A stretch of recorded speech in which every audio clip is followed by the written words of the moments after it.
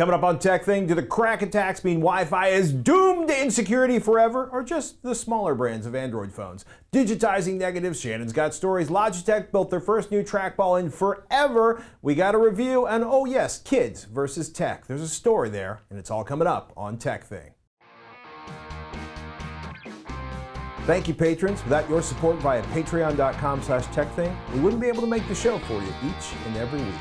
Join the crew that makes TekThing possible at patreon.com/TekThing and get yourself some awesome Patreon-only treats. I'm Shannon Morse. And I'm Patty Norton. And this is TekThing, where we have something useful in every single show. Today, however, we mostly have panic. No. I'm kidding. Are you panicking? No, I may be slightly more panicked than I was. Well, I definitely think that Wi-Fi is basically a dumpster fire now. So on Monday morning, a research paper and video was posted by a security researcher about this huge WPA2 zero day that causes pretty much every single device that uses Wi-Fi to be vulnerable to hacks. Yay! So WPA is the Wi-Fi protocol that devices use nowadays to connect to networks.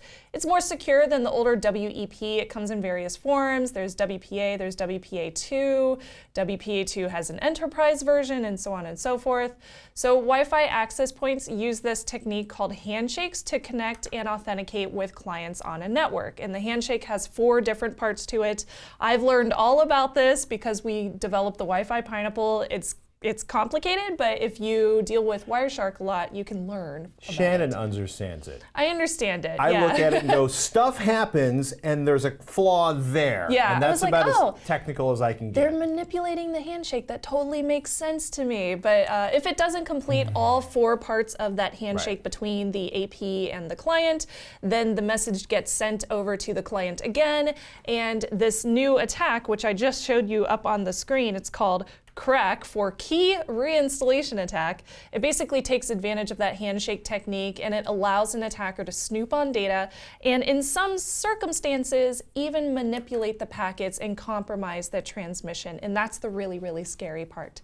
All of the devices and all operating systems are vulnerable to some extent depending on how they implement WPA2. Android, for example, where's my phone? Oh, it's over there. Android, for example, is one of the easiest to hack. I believe Windows has already put out a patch for it if you did the October update, so luckily that one's already patched automatically. Hopefully you have those automated updates turned on.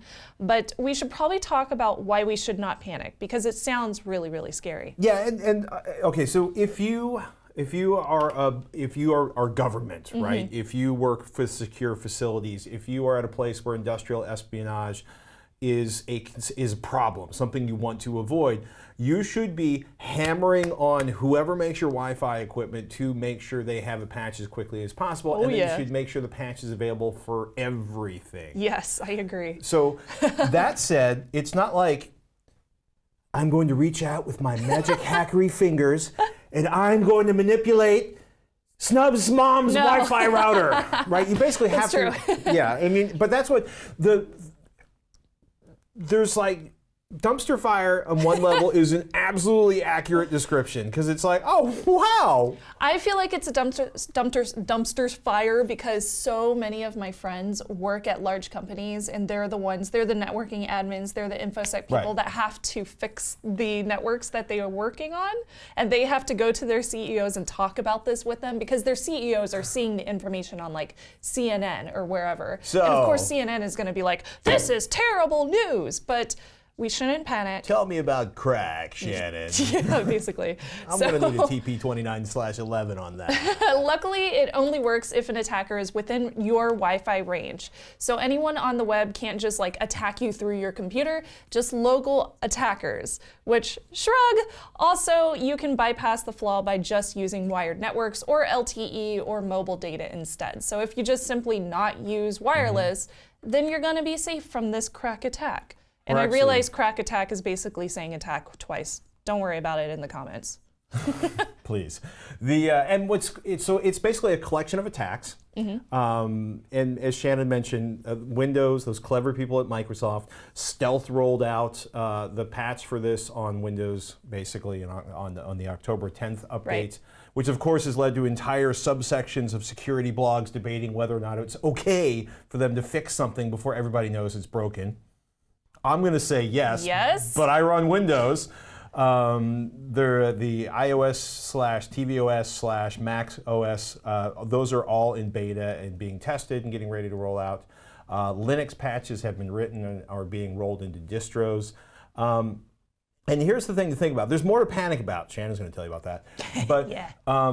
Even if someone does like, okay, step 3 of the handshake, I'm inserting zeros into your Android phone. If you're using VPN, right? Or HTTPS, they're just looking at encrypted packets. If you aren't already, just for fun, go to this link, EFF.org/HTTPS-everywhere. We'll put a link in the show notes, and install this plugin on your browser. Because basically, it forces your browser to be like, I'd like the secure connection, please. Yay. The one with the encrypted packets. It is awesome. It is free. And if you are connected to a website that has the little HTTPS in the corner, Right. somebody may have access to the packets on your network, but they can't see those packets, right? If It'll you're- just be a bunch of gobbledygook that Right. they won't be able to read. Yeah, if you're running a Hopefully. VPN between your device and, well, the VPN host, they won't be able to read those encrypted packets unless, you know, they're the NSA and you're at the point of a very powerful As long stick. as it's a trusted VPN, especially Yeah. if you built the VPN yourself, then you can probably trust it. Yeah, I mean, you know, I'm still using anonymous VPN services, PIA, private internet access, and if they're spying on PIA. me, then you all can laugh at me when that story comes out. They went to DEF CON, which is rather brave of a VPN provider for consumers. So I feel like that says something, although I don't know if they've done any third-party audits, so I should look into that and make sure they have. So, Windows patch, Yes. iOS patches, Yes. or all the Apple patches are coming. Linux patches Yep. are written and being rolled out. If you've got Android 6.0 or higher, boy, oh boy, you really want to start poking your cell phone manufacturer and cell carrier. Yeah, so let's talk about why this sucks, okay? So the only way that it can be fixed is for vendors to push firmware patches to their devices. And since there's plenty of Android devices out there, for example, you might not get a patch for a very long time. In the case of my Pixel, I already got a patch for it, or at least I will very, very soon. Google has already released a statement saying that they will. So hopefully by time of recording, I will have gotten a patch. The patches are coming. Since a lot of access points never get an update, many IoT, Internet of Things devices rarely get upgrades, those are going to be forever vulnerable to this hack. If you are just thinking, well, I'll just update my network's access point and all will be good since all the clients are on there too, since it affects both access points and client devices, it will not protect your devices, those clients, especially if you take those devices with you and log onto other networks. Whoop. You have to make sure that you patch each and every device, not just the AP. Oh, I can go use the old-fashioned security. I can go back to WEP. No, you cannot. Wired Equivalent Protocol is not the equivalent to Ethernet. It is a giant WEP is- bag of suck. WEP is way worse. Downgrading to a WEP is a terrible idea. Do not do that. If you do that, I will throw your router in a garbage can and light We'll it take on away fire. your Wi-Fi. Changing your Wi-Fi password also won't help since the attacker does not even need to know your password to hack it. So changing it don't matter to the attacker. That said, if they do hack you, they're not going to get your Wi-Fi password. Right. So, you know, unless you're guess that's sending okay. it in unencrypted email and they grab some of those packets and read them. I mean, That's true. one of the things to think Phishing about. campaigns, it's a possibility. Yeah, and this is one of the things. On one hand, this is a really complicated hack done by some incredibly smart people that did a whole bunch of stuff to make this happen. And they have to be close to your network. Now, the clever people in the audience are going like, well, I don't have to be close to the network.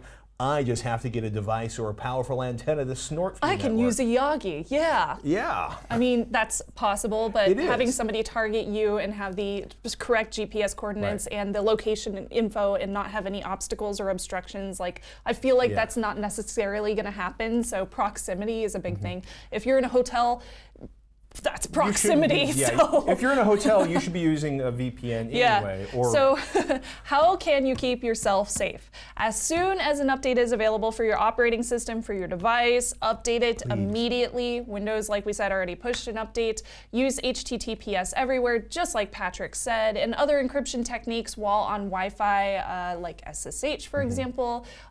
Don't depend on WPA2 to encrypt your traffic. Just assume that it's already compromised so that you don't even run that risk. Use antivirus to detect any kind of malicious network activity. If an attacker does target you, obviously the AV is not going to protect you from this attack. It would help you discover if somebody did attack you. If you do have a trusted VPN, you can use that too. That will help. And make sure to use good internet hygiene since the Wi-Fi data could be manipulated. I mean, look out for phishing sites. Yes, HTTPS everywhere is going to help you with that, but phishing sites are still a thing. And the best thing to do, obviously, is to turn off Wi-Fi. Get on a wired connection instead if you can. There are ways to do that with, I keep on reaching for my phone in my back pocket. There are ways to do that with your phone. I'll hold up my fake phone right here. So you can plug in your phone to a wired connection. There are like USB compatible adapters for that. But your other devices might not necessarily have that option. So just take all of those ideas and use them however you can, all those recommendations for your different devices, and hopefully everybody will stay safe until we wait for those patches. You know, on one hand, you are, at this point, it's not in the wild. It's not like script kiddies are running around with, you know, nobody has a downloadable The source code app. has not been released. Yeah. So it's not out there. Right. Now, yet. at some point, yet. But that's just it, right? You know, and you might be thinking like, I don't care. I'm playing Bejeweled on my phone. I send text messages to my mom. Who cares if they get inside my packets? Well, do you do banking on your phone? Okay, you've got HTTPS in your banking application and other security in there. Do you have a bunch of Wi-Fi cameras in your home that are from a manufacturer that may never or has never? I mean, have you ever seen an update for the firmware on your router? Have you ever seen an update for the firmware, you know, on your cameras? I have to manually update my router. Yeah, which is depressing. At least it's getting updates, right? Yeah, so at least it is. If you've been thinking about upgrading a router, it might be time. And you don't panic, but like Shannon said, it's time to step up your internet hygiene. Yes, it is, and my 30-day security challenge is coming up in November. I'm writing it right now for you guys, so make sure to tune in for that and subscribe on our YouTube channel for that. And lastly, before we end this segment, I wanted to remind everybody, still doing the giveaway. We're going to announce it at the end of the month, so you still have time to subscribe on the channel to hear the winner, and all you have to do to win this little guy, I only have one, and I'm giving it away for free to somebody in our community. All you have to do is comment below why you like it. If you already commented on a past episode, you don't have to re-comment. It's totally fine, because I'm going to include all the episodes leading up to the winner being chosen. Just comment below, and the giveaway links to the rules will be in the show notes right below, so you can read those too. Is that the NES Classic Edition? The NES that's Classic? No longer manufactured? Yeah, you can't find it anymore. You can find it on eBay for like $300. But you can't find it MSRP anywhere. It is discontinued, and this is the only one I've seen in person that is still in the box. So good luck, everybody. It's minty. If you have questions about the Krack attack, you can send us messages over to ask@TekThing.com, or you can tweet me @Snubs. I've done a ton of research on it for my ThreatWire show over on youtube.com/hack5. So this is a really, really big topic in the InfoSec community. So definitely send your questions to me. I'll be happy to answer or research them for you. It's like finding there's a crack in the foundation of a bridge you walk over every day. Yup. Yay. I love trackballs. Do you really? I do, actually. I use a mouse here in the office most of the time. I actually have a trackball at home. I used one of these critters, a Logitech Trackman marble mouse, for years. Until literally the USB cable decayed to a level where I could no longer repair it. Aww. Flicking the shiny red ball and whipping the pointer across the screen was a joy. You know, mock me if you will, but I love my peripherals. I've used several other Logitech and Kensington trackballs. One of the most popular ones out there is the Logitech Wireless Trackball M570. It is incredibly popular. 73% of its 12,101 reviews on Amazon are 5 stars. Wow. It has been years since Logitech's debuted a new mouse, which brings us to this creature right here.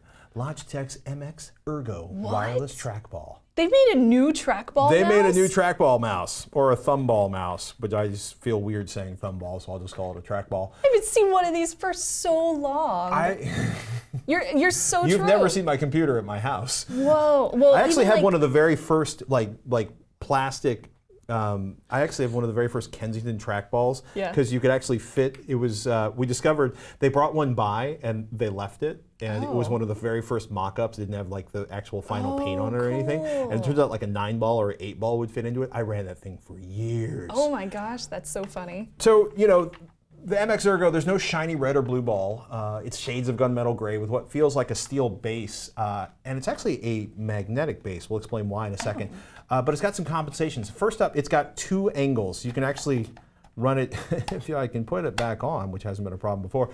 You can run it at 0, or you can click it over to do it at 20 degrees, which for a lot of people is a more natural angle to manipulate things. I was a little worried when doing that it would be really finicky back and forth, but it's actually a very, very strong click into place. So you're not going to find yourself like gaming or something in the middle of it and accidentally hit the other way. You have to really press down hard to make it switch angles. Magnets are so awesome. Yeah, basically just tip the thing left or right to get flat or 20 degrees. It also packs a precision mode button right above and behind the trackball. So you click on it and you get super accurate pointer movements. So you can get your sniper on in Photoshop. Yes. You can adjust the sensitivity or reassign it to do other functions like play or pause. Setup is pretty painless.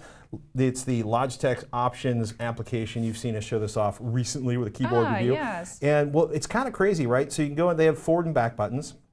And if you don't want to use these for forward or back, you can click and you can change them. For example, you can use it to launch the calculator, close the desktop, copy, all sorts of other stuff. Possibly my favorite is they have left and right tilt. Whoops. I'll just move this back to the center. They have the sort of left and right on the scroll. So if you want to, and I'm deeply in love with this because I am a staggering nerd of ridiculous proportions. Oh yeah. I basically adjust the volume by clicking your your scroll wheel. Oh my gosh. Left or right. I never even thought of that. That's brilliant. You know how I love the little scrolly thing on the keyboard? Yes. If my keyboard doesn't have the little scrolly thing for volume, I could just do it on my mouse. I'm the guy that never programs mice, and I have a reason to program a trackball. Go figure. Oh my God. So installation is super easy. You flip the switch in the MX Ergo. You can either, and this is a big deal for those of you who deal with wireless stuff, you can use one of Logitech's Unifying, the USB plug that runs over 2.4 wireless, or laptop owners that hate filling a USB port, you could use Bluetooth. I am connected to my laptop using this with Bluetooth right now. That's cool. There's 7 people in the audience that are going, oh, yeah, Logitech! And boom, you got a wireless trackball. So left and right cool. button is a scroll wheel, which is also a middle button. You can rock the scroll wheel left or right. And like I've said before, you can reassign it volume up, volume down. Forward, back buttons are between the left button and the trackball itself. Okay. The Options app, I thought this was kind of amusing. The Options app actually will let you turn off the device battery becomes low notification. Oh, that's nice. So if you're vigilant about plugging in the USB-C charging cable, which comes in the box, thank you, you can turn that off. But I'm just delighted that my device will give me a warning that it's running out of power. That said, Logitech says that full charge on this should last about 4 months. Wow. So charging should be fairly unnecessary. So how does it feel? It feels, well, if you like trackballs, right? And that's the big thing. Yeah, you have to like trackballs already to really like this. I'm a trackball person. I use mice too, but if you like trackballs, especially thumb-type trackballs, it's a winner, right? If you're not used to one, it'll probably be a week or 2 before it feels as natural as the mouse or the trackpad you've been using for years. Because it's a little, doing everything with your thumb is way different than using a trackpad or moving your mouse around. That sounds stupid and obvious, but... Do you think it's more ergonomical to do that? Some people believe it is more ergonomical. I have decided a long time ago that unless I have an ergonomics expert pointing a gun at my head saying it's ergonometric, I find, most of my issues with my wrists went away when I stopped wearing wristwatches. Oh. Because that's the only time I've really had like pain issues in my wrist.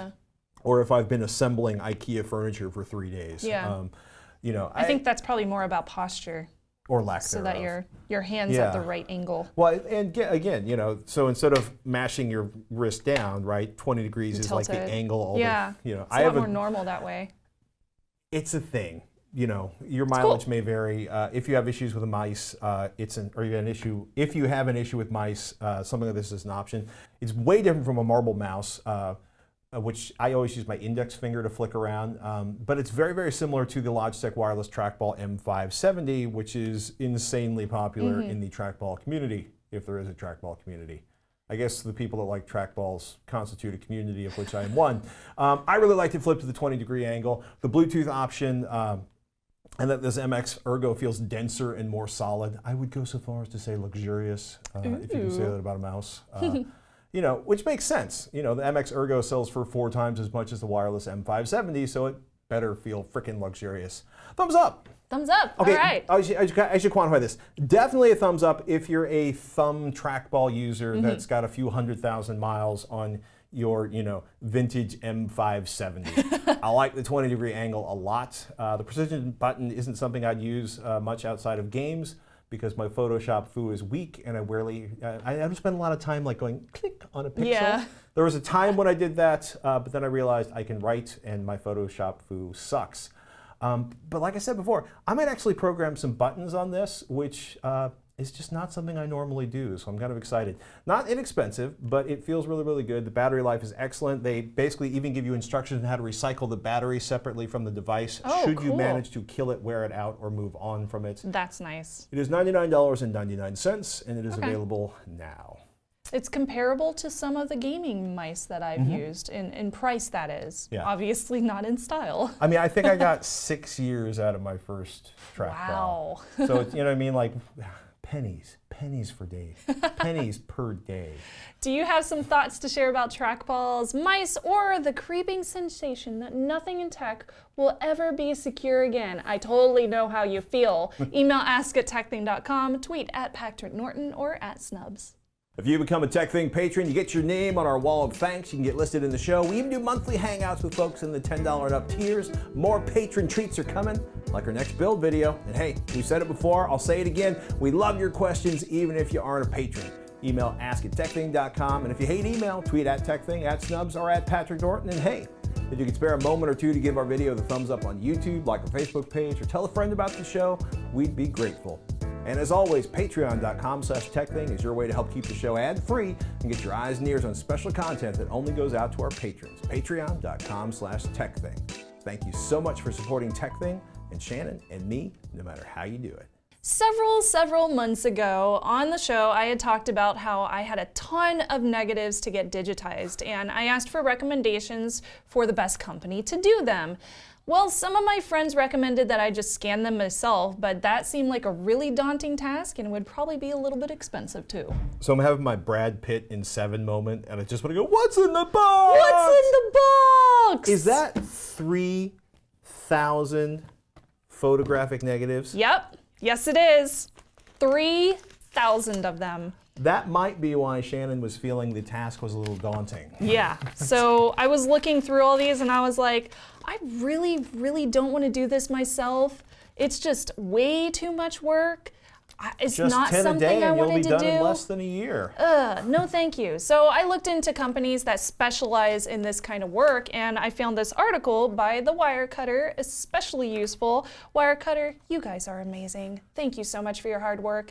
And I decided to go with their top pick, which just happens to be this one called Memories Renewed. And their website is over at memoriesrenewed.com. And they do a whole bunch of different kind of scanning services, including photos, slides, negatives, which is what I did, audio transfer, file or film transfer, and video tape transfer as well, which is great for old VHSs. So the process was super easy. You just go to their website, you fill out an order form on their website, you follow the directions, and then you send them a box of negatives, which is exactly what I did. I sent them a box of negatives. Was that a terror-filled moment? Uh-huh. Yep. I sent it with insurance. I made sure to send it with like 2-day shipping to make sure that it arrived on time. I made sure it was signature on receive or on delivery so that somebody had to sign for it. at the office that they are at. It was going to like Minnesota, so I wasn't sure if it would get there or not. I was a little scared. Well, I would just be worried about something being, I mean, we talk about backing up, 3, 2, 1, off-site. I mean, that is core irreplaceable data right there. Yeah. I mean, do they? So I'm imagining this is a rather large collection of files. This is the universal hand gesture for large. I mean, this must have generated a ton of data if they did like raw files or TIFF files. Do they send you a hard drive? Do they make you download them for 72 days? So you have a bunch of options. They can do an online library if you want them to, which I decided not to because I don't know how private and secure their servers are, so I didn't want to set up an online storage option of my negatives. There's like naked baby pictures in here of me as a kid, so I was just like, I don't really want to share those with the world. I was like, I want to keep those private, thank you very much.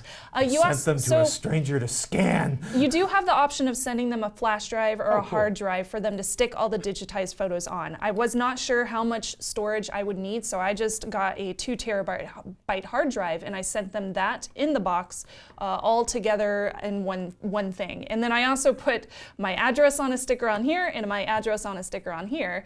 Luckily, they didn't lose anything, and I was like, whew, that's good. I was not sure how it would go, but they had good reviews on the internet. Mom, so remember those irreplaceable photos of our life together? Yeah. Put that under conversations I don't want to have with my mom. Although actually, Hurricane Sandy took care of that for us. Oh, geez, yeah.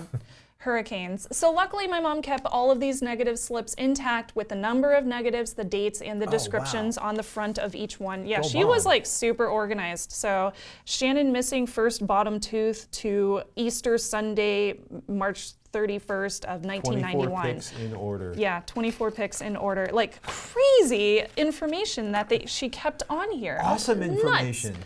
Yeah, awesome information. So I was just able to send them all these negatives. Nice. And they were mostly in good condition with a few exceptions. I'll show you examples of those. She also had a few weird ones that are mixed into here, like a Kodak disc format and 110 format film, which I've never worked with, along with the 35 millimeter negatives, which I grew up with. So most of them were 35s. Was gone pretty much by the time you were born. So it was a little weird. I was like, what is this thing? So I have an example of one of those as well. So I sent them in and I waited.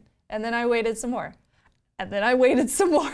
Given I had about 3,000 to get scanned, I was rather patient. The process took about 7 months total. And on their website, they did warn it takes 3+ months. So I was expecting 3 or more months. Memories Renewed is a little company in Minnesota. And to be honest, I was a little hesitant about sending my only copy of these negatives over. But I did it anyway, and I am glad I did. But the wire cutter said they were safe. Yeah. So I finally got an email that they said that they were ready with an invoice to pay the full amount. It is about 75 cents per negative at the time of recording, which is, when you got 3,000 photos, it's really expensive. It adds up. Whoa, really expensive. But honestly, it's relative. To me, it was because I had so many to scan, but it was worth the investment since it's a once-in-a-lifetime price for high-resolution backups of my childhood memories. Like, this is before the internet was a thing, so I might as well make this happen while these are still safe and secure. I have to get it done. So the box they sent me back was the same box that I brought it in. It was ready with the hard drive that I had sent them, which was this little 2 terabyte hard drive. I got all the negatives back in the same organized fashion that they were sent in, along with the hard drive, and the hard drive has 2 folders on it, and I'll show you those real quick on my computer so you can get a good example of what you would get back.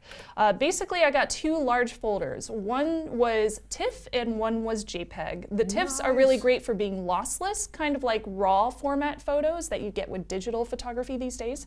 The JPEGs are really great for immediate social media sharing. Each of the photos that I received is about 5,400 by 3,600 pixels with a 4,000 DPI resolution. Sweet. Yeah, that's big. That will easily print an 8x10 at 300 DPI, for example, which is very, very good, clear photography.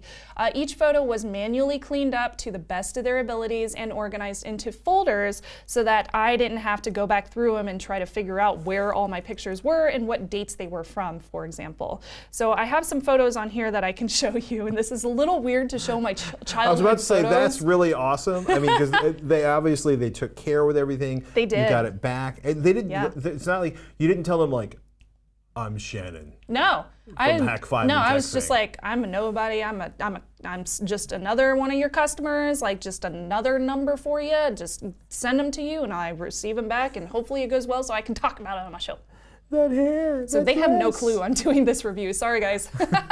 I don't think. I think they'll be delighted by this review. But I know they're probably swamped already because of the wire cutter. I mean, that's why I went to them. So I fully understand what reviewing online can do to a company. All right, the pictures. So this is a 110 format, and you can tell that it's rather clear. If I zoom in, there is some noise on this, and that's mostly because it's a 110 format. Yeah. So it's a little tiny negative. The noise is straight from the negative. This is a 126 format of my great-grandma. Isn't that cool? Or I think this might be my great-great-grandma. One or the other, I don't know. It's from circa 1970s, so it's a very, very old photo, and it looks pretty darn good. Early 80s photo, or mid 80s, I should say. And in this one, you can tell that there is also some grain on here. Yeah, that's me.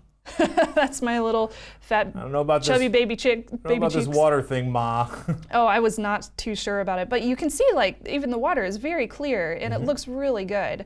I have some even better photos. This one is excellent for 35 millimeter, and yeah, it looks really good. Like you can see all the little lines in my hair and everything like that.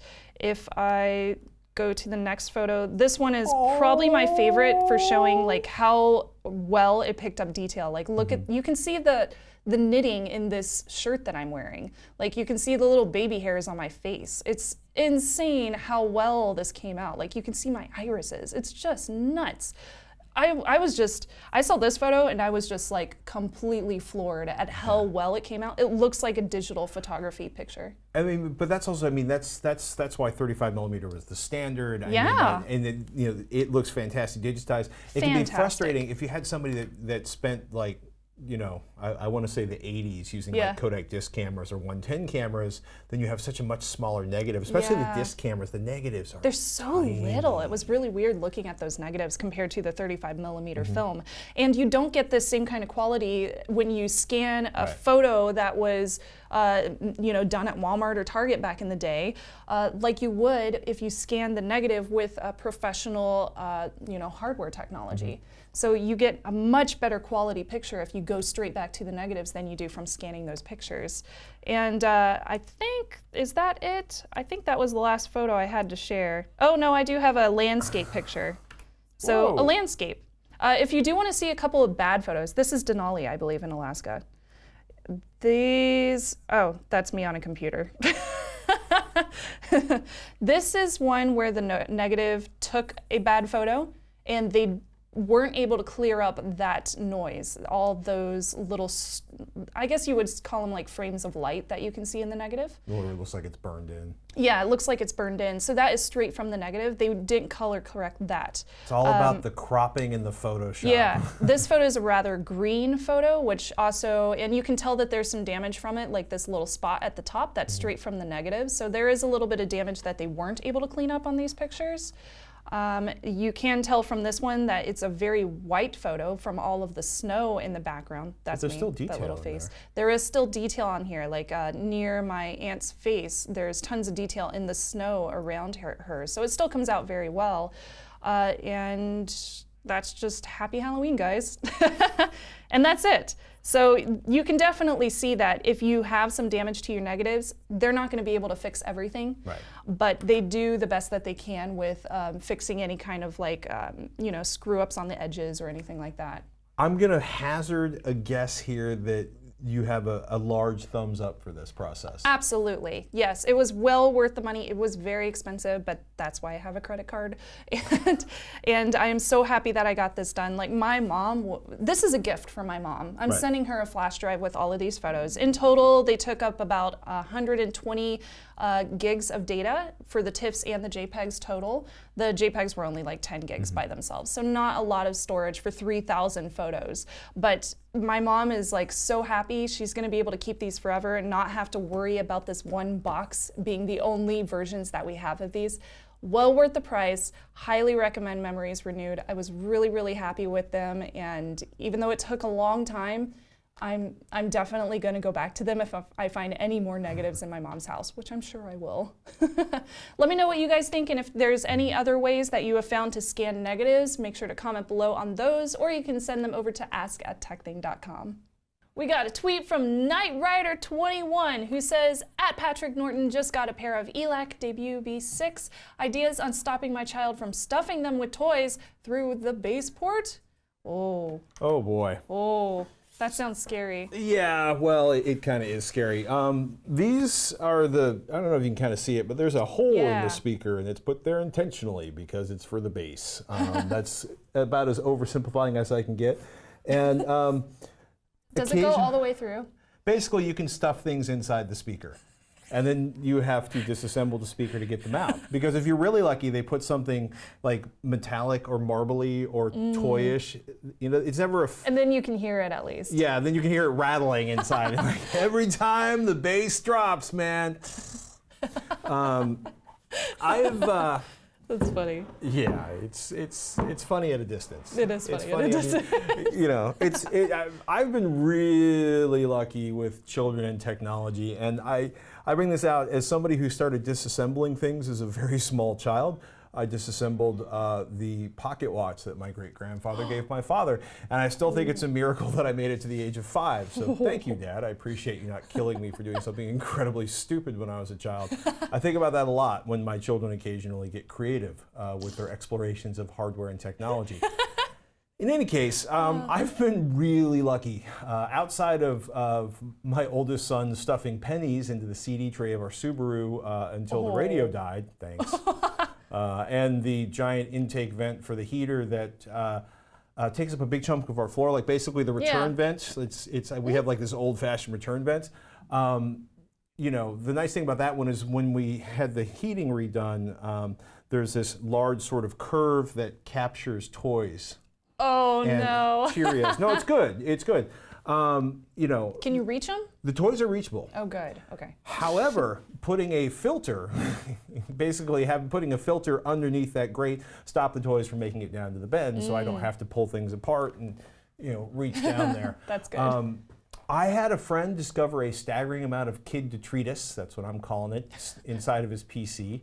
And I've also seen, well, as an adult, I managed to blow out a power supply because there was a busted fan, so I was sticking a slot cover into it to stop the fan when I was doing podcasts. Some of you may have been even listening to the day when I did that. I had a neighbor kid jam soap so far into our bathroom spigot, I had to pull it apart to get it to flow again.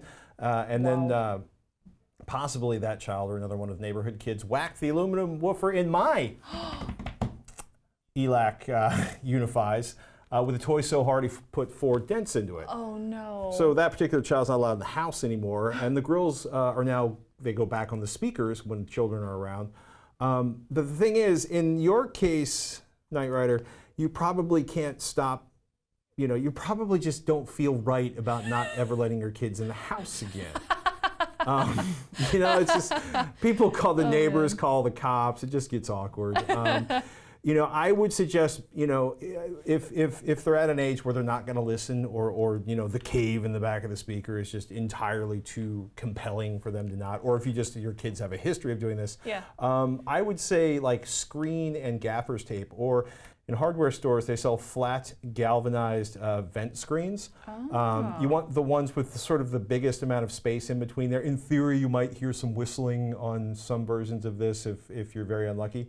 Like basically, you know, covering that vent hole with something like that, or something like this. Like this is a 6-inch round open vent screen. This is probably overkill, but the idea is get something to cover that, and then basically very gently attach this to the back of your speaker.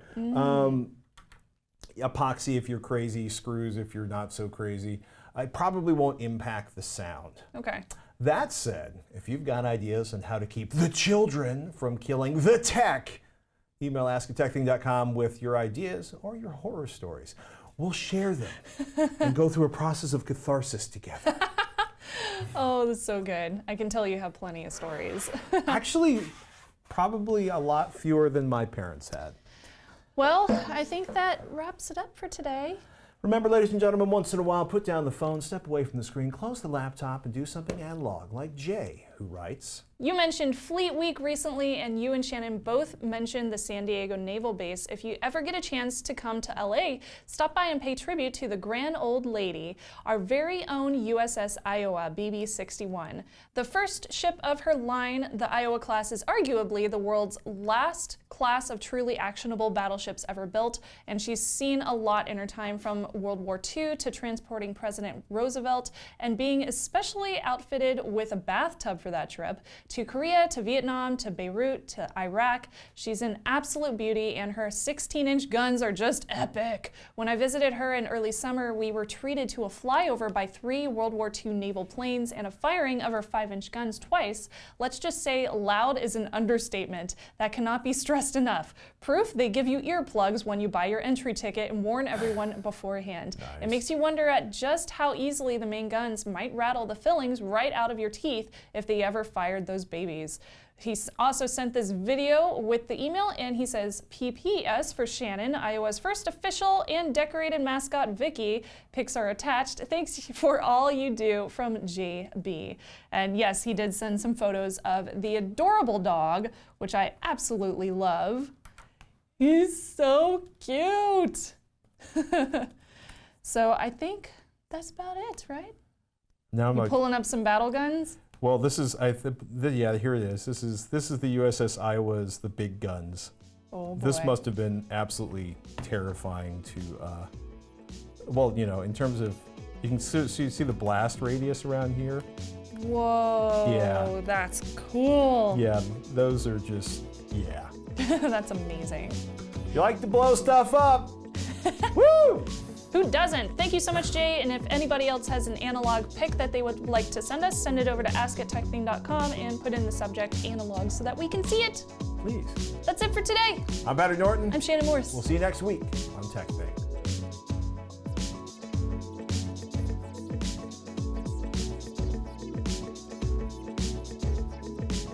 Yay! You know what's really loud? What? Jets taking off. Oh yeah. Like, you know it's loud, but I had a Yeah. DB meter out. It was like 104 decibels on takeoff. I used to live on Fort Leonard Wood, if anybody's familiar with Missouri. It's super boring there, but I used to live on Fort FLW, and we would have jets take off all the time back when I was there. And even though they were taking off from like the other side of the base, you like your windows would rattle on your house. Or if they were doing some kind of explosive detonation for Right. some reason, like they do all sorts of stuff. You The gotta windows would practice rattle. blowing stuff And up. for me, growing up, I was just like, oh, that's just part of my life. So now I moved out here where earthquakes are pretty prevalent. And anytime they happen, I'm just like, was that an earthquake, or like did a jet take off, or maybe it was an explosive. But we live nowhere near explosive, so of course Well, it's an earthquake. we live right next to we work right next to it. You live, I work right next to a very large refinery that occasionally Yeah. lights itself on fire.